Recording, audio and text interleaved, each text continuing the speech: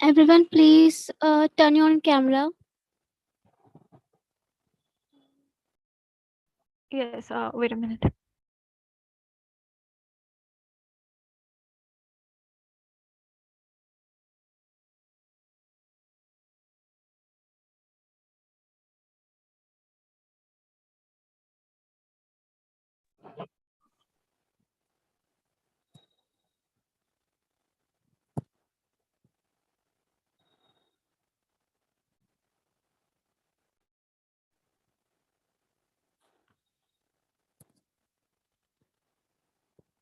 Nishit, uh,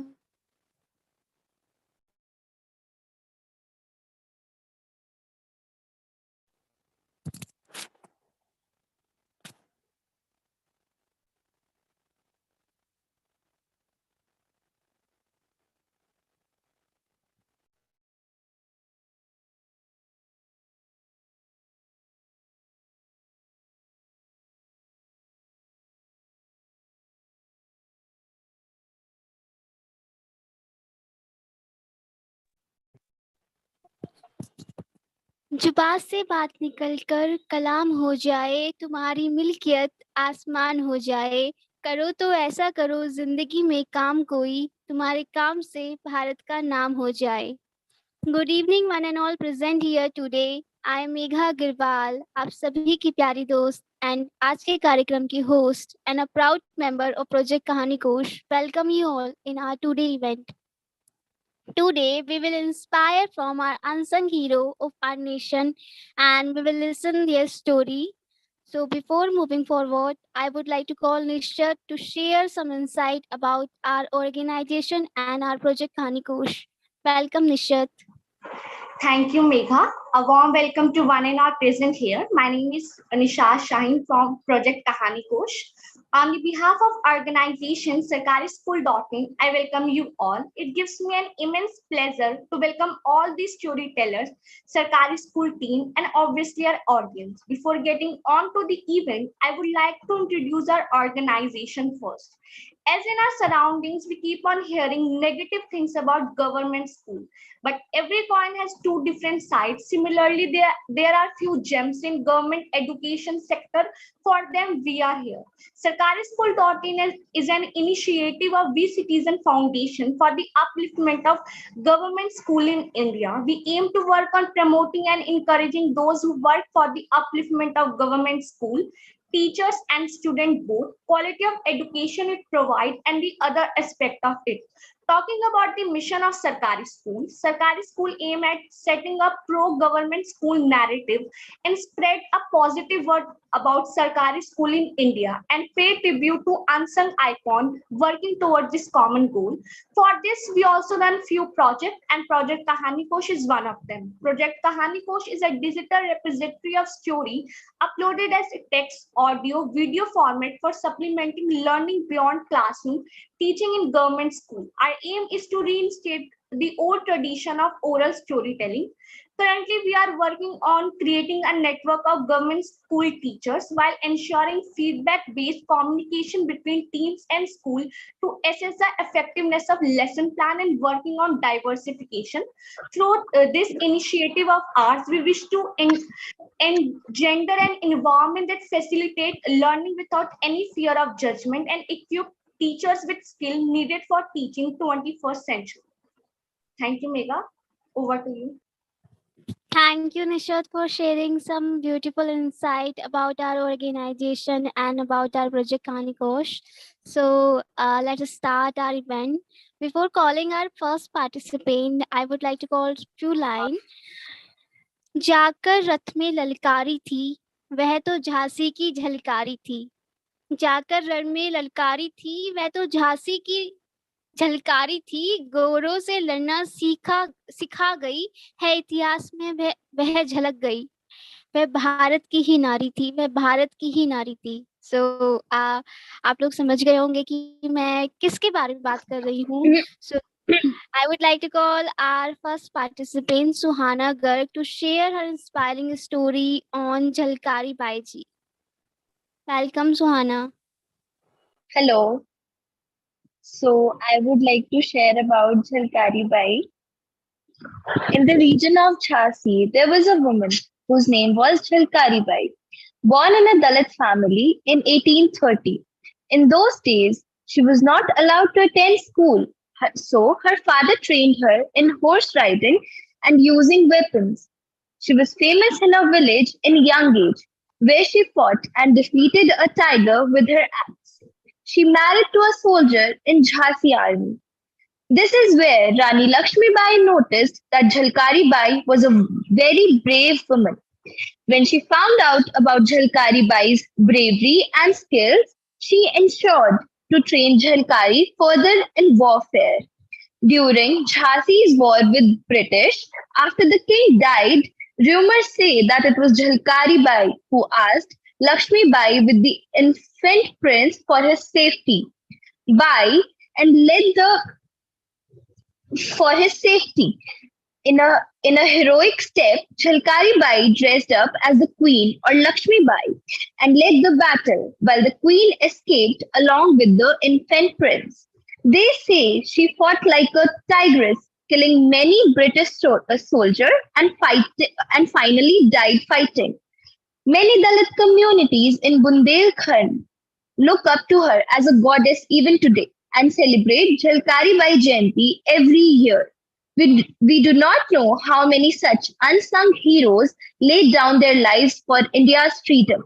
Jhalkari Bai, not a queen, not a royal birth, but born in a low caste family, but rose to heroic heights of fighting the British, and she is immortalized in that region. It's time the nation remembers her. It is the time the nation celebrates her heroic deeds, her valor, and her skills in the battle. It was her ultimate sacrifice which allowed Rani Lakshmi Bai to live and fight another day. We bow down to this great woman of India. Thank you. Thank you, Suhana, for sharing beautiful, inspiring story about Jhalkari Baiji. Really, we all here very inspired from her life. So, really thankful to you.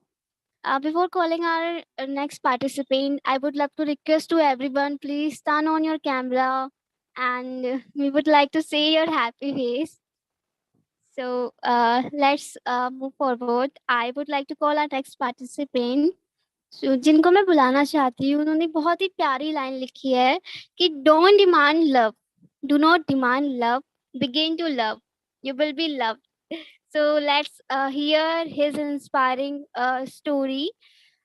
I would like to call Neerja Joshi for telling us about Shri Rajgopalachari ji. Welcome, Neerja. Hi, am I audible? Hi. Yeah, you are audible. Please turn on camera. Uh, am I visible? Okay. Good evening, everyone.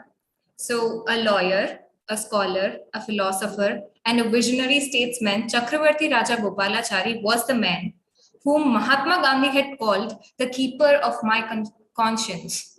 This was a man who had been the first Indian Governor General, sitting where Robert Clive and Warren Hastings had once sat.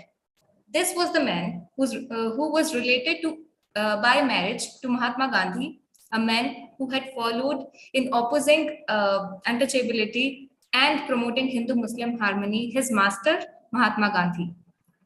There was more to his life than politics. Thus, Rajaji was at various times a successful lawyer and municipal administrator, a gifted short story writer, and a superbly effective popularizer of our epics, Ramayana and Mahabharata. In 1956, a journalist went to meet Rajaji at his house. He was struck by two things: the lack of distinction of this former Governor General's house, a modest single-storied structure which looks like any other building on that road, and the range of his reading, with modern biology, Valmiki's Ramayana in Sanskrit, 12 volumes of Edmund Burke's speeches, and an edition of Shakespeare casually just lying on his table. Perhaps he was the wisest politician India ever had, and the best read too. Now, I would like to share an interesting story that unfolds over a period of time, and as we will call it, Rajaji and the Bomb.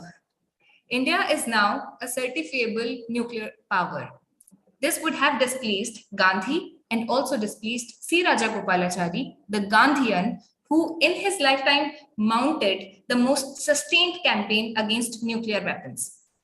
Rajaji thought the making of atom bombs was the product of hubris, with men now believing he had the rights and privileges of the sun or even the Lord God himself.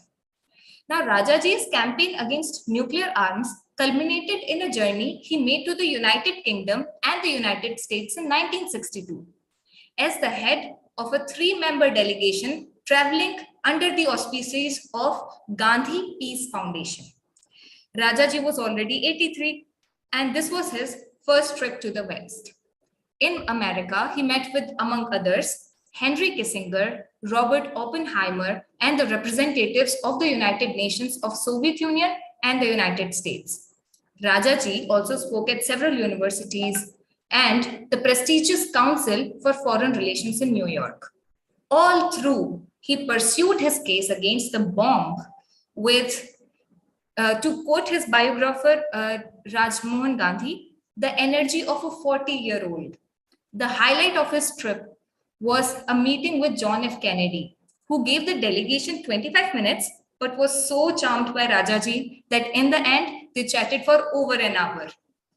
Later, Kennedy told an AD that seldom have I heard a case presented with such precision, clarity, and elegance of language. He added that the interview had a civilizing quality about it. Now, after the delegations returned to India, B. Shiva Rao wrote to Jawaharlal Nehru of the impact its leader had made. When Rajaji spoke at the Council of Foreign Relations, the leader of the American delegation to the UN Disarmament Conference in Geneva told Shiva Rao, "Why don't you send this man to represent India at Geneva?" Although Rajaji had made deep impression on all the persons he saw in the USA and England, Shiva Rao told the Prime Minister, make an admirable representative for India in Geneva. He was extremely able and dignified in his presentation of the case for nuclear disarmament. Were he indeed to be sent as the government's representative to the talks, it would aid India in playing a constructive part in bringing about phased disarmament. The suggestion was well meant and well merited, but by this time, Nehru and Rajaji were in rival political parties. True, they agreed on the bomb, but the older man's attack on his economic and social policies, the Prime Minister found hard to forgive. Therefore, partisan considerations would not allow India to send its best men to Geneva, and most likely the world back then lost a remarkable opportunity of a leader's proactive guidance to the path of peace and non-violence. Thank you. Jai Hind. It was very adorable. Thank you so much, Nija, for sharing the beautiful and very inspiring insight about Raj Gopal Chariji. He has really a great personality. So thank you for your time and thank you for inspiring everyone present here. So now I would like to call our next participant. But before calling our next participant, I would like to quote few lines. Patience is the highest offering, and the Lord loves who offer when Lord receive it. कहते हैं ना कि इतने सारे unsung hero हमारे Nations में आए हैं एंड इतने सारे फ्रीडम फाइटर्स ने अपना कंट्रीब्यूट दिया है हम सभी की फ्रीडम्स के लिए एंड आज भी बहुत सारे इतने मतलब अनसंग हीरो ऐसे हैं जिनको शायद ही कोई जानते हो या जिनके बारे में सबको इतनी नॉलेज हो जितनी फेमस फ्रीडम फाइटर्स के बारे में है तो ऐसी ही अनसंग हीरो की स्टोरी को सुनने के लिए I would like to call Shreya Singh to tell us about I forget the name about the freedom fighter. So sorry. KM Munshi. KM Munshi. Yeah. So good evening, everyone. Today, I, Shreya, from the Policy and Advocacy team, would like to discuss KM Munshi's effort towards freedom. Many of today's young people only know Dr. Munshi as the creator of the Bharatiya Vidya Bhavan, and even then only in fragments. I have therefore made an effort to succinctly outline his incredible patriot's life here. The epic trilogy about the kingdom of Patna and its courts drama captured the Gujaratis' attention around the turn in the 20th century. While K.M. Munshi's literary genius is well known, he has also performed numerous other roles, addition to writing the best-selling books, obviously. Munshi was a politician, a lawyer, an educator, and also a freedom fighter. He was the man who rebuilt India and the founder of the Bharatiya Vidhan Bhavan. Kanhayalal Manka Munshi was also known as Ghanshyam Vyas. He was born in Bharuch, Gujarat on December 30, 1980. Because of his intellectual prowess, he was applied to Baroda School for further study. There he met Sri Aurobindo Ghosh, who was also a revolutionary and served as one of his teachers, and he encouraged Munshi to join the fight for India's freedom. Between 1917 and 1913, K.M. Munshi participated in a variety of reform initiatives, most notably the fight to end the caste-based discrimination and advance women's education, encourage widow remarriages. True to his words, Munshi participated in many of Gandhiji's organized rallies throughout the course of the following few years, acting as his obedient lieutenant. After relocating to Mumbai, he joined the Indian Home Rule movement, and in 1915 he rose to the position of secretary there. He was also chosen to serve in the Bombay Legislative Assembly in 1927 but resigned during the Bardoli Satyagraha. In 1930 and 1932, he took part in the civil disobedience movement and where he was detained and imprisoned for 2 years. Munshi was elected to the Bombay presidency in 1937 and in his capacity as a home minister, he put an end to the racial unrest there. Munshi was detained once more after his participation in the individual satyagraha in the 1940s, and on February 8, 1971, the legendary passed away. The great educator that he was made significant contributions to spreading education. He served as the Panjgani Educational Society's president. The Gujarati Sahitya Sansad was also founded by K.M. Munshi, and he held a variety of positions at the Bombay University. Numerous work that Munshi wrote and the organization he founded still retain his name. K.M. Munshi was a true independence fighter and the builder of contemporary India. Thank you everyone for your patient listening. Thank you, Megha. Thank you so much for sharing the life story and inspiring word about K.M. Munshi ji. Really, उन्होंने हम सभी को बहुत ज़्यादा inspire किया है, बहुत ज़्यादा उनसे हम बहुत कुछ सीखते भी हैं एंड बहुत कुछ सीखने को मिलेगा भी जब हम उनको डीपली पढ़ते हैं। तो चलिए आगे बढ़ते हैं एंड बुलाते हैं हमारे अगले प्रतिभागी को। जिनको बुलाने से पहले मैं उन पार्टिसिपेंट मतलब उन फ्रीडम फाइटर के बारे में बताना चाहूंगी। वो एक आदिवासी थे। ज़्यादा जानकारी मैं नहीं दूंगी क्योंकि हमें अपने पार्टिसिपेंट से सुनना है। सो मैं बिरसा उल गुलान की पहचान हूँ, कानून का असली दावेदार हूँ। मैं आदिवासी हूँ पर भगवान नहीं, जंगल जनजीवन का पहरेदार हूँ। So let's invite our next participant, Riya Pawar, to share her inspiring story on Birsa Munda ji. Hello, everyone. So, there are many stories that we hear throughout our academic years related to history of many freedom fighters. But most of the names are just passed on to us, and we don't even have a paragraph about them in our syllabus. So, Birsa Munda is one such person who has given such a valuable contribution to the freedom struggle, but his name is just given with few other names and they are clubbed together. So we don't really know what he has achieved in his life. So apart from his freedom struggle, he has a story which is really unknown to other people. So this story is something which is related to religion. So when he was young, the British that were ruling us at that time were trying to spread Christianity as a religion in India. So they forced the people there, or kind of tried to convince everyone to join Christianity. And in return of that, they were offered many things, like they were going to be admitted to the missionary schools and all. So Birsa Munda also had to do such things, and he being a minor, he was not able to take decisions for himself in terms of age. So that is why he had to register in that school, and he got an opportunity to be educated there at a missionary school. Uh, so when he grew up, he saw the flaws in the system. He saw that how his freedom to religion was hampered because of this, and he totally gave up the missionary school and tried to move on in his life.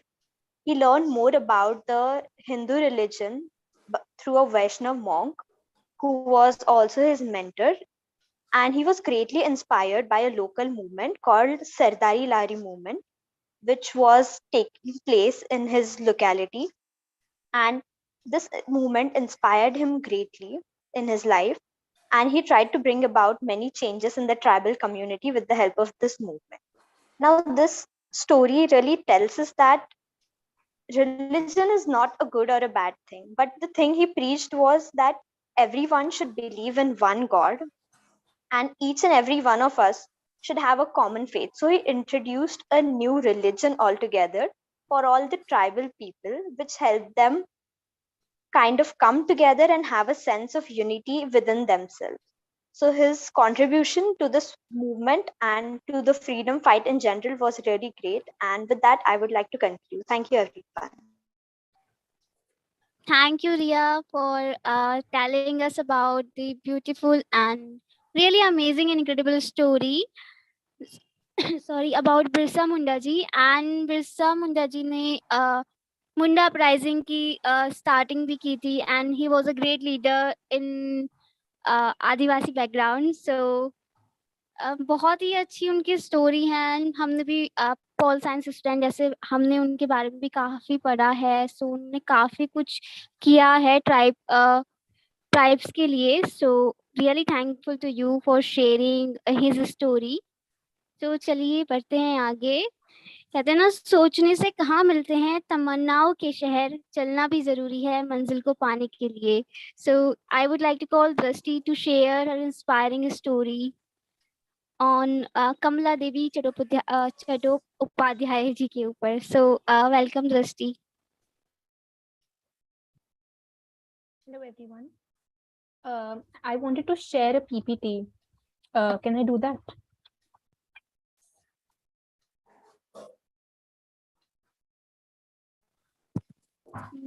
I think, yeah. Just a second.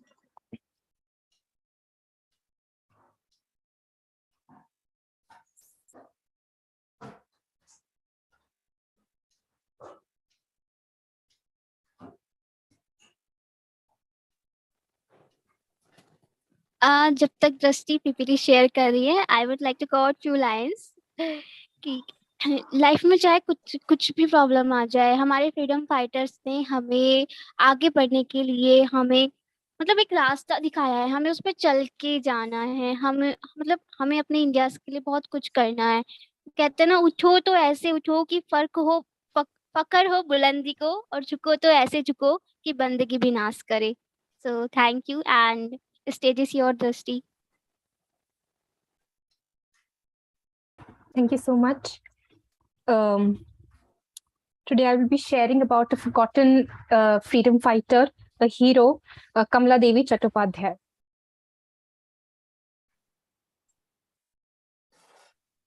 It is almost imperative to learn about the inspiring life of Kamala Devi Chattopadhyay, who has been forgotten due to the sad case of historical amnesia.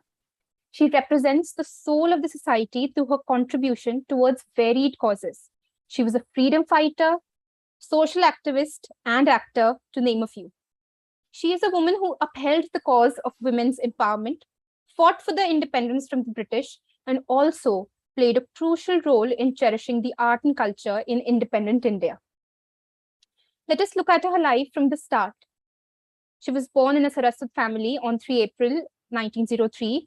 Her father was the district collector of Mangalore, whereas her mother hailed from one of the wealthiest families of Karnataka.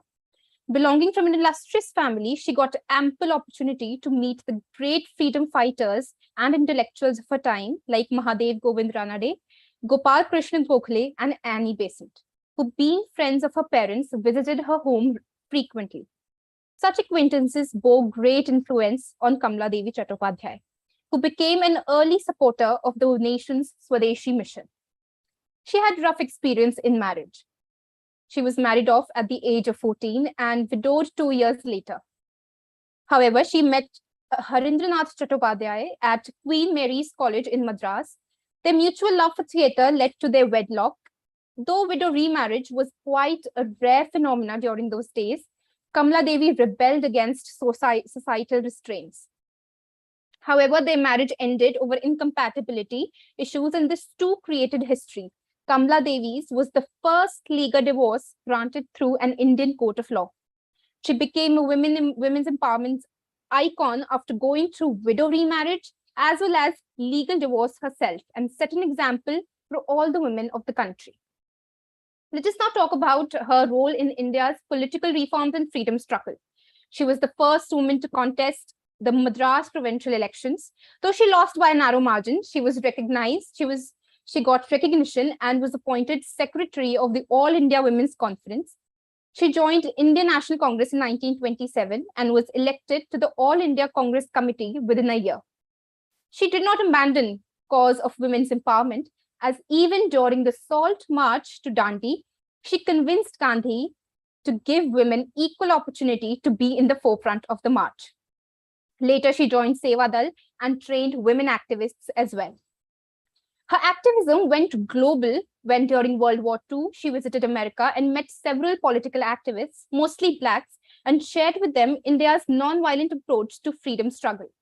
The British got wind of her activism and banned her from returning to India. Unmoved, Kamala Devi continued her journey, visiting South Africa, China, Japan, and Vietnam. Kamala Devi was inarguably the embodiment of women's empowerment.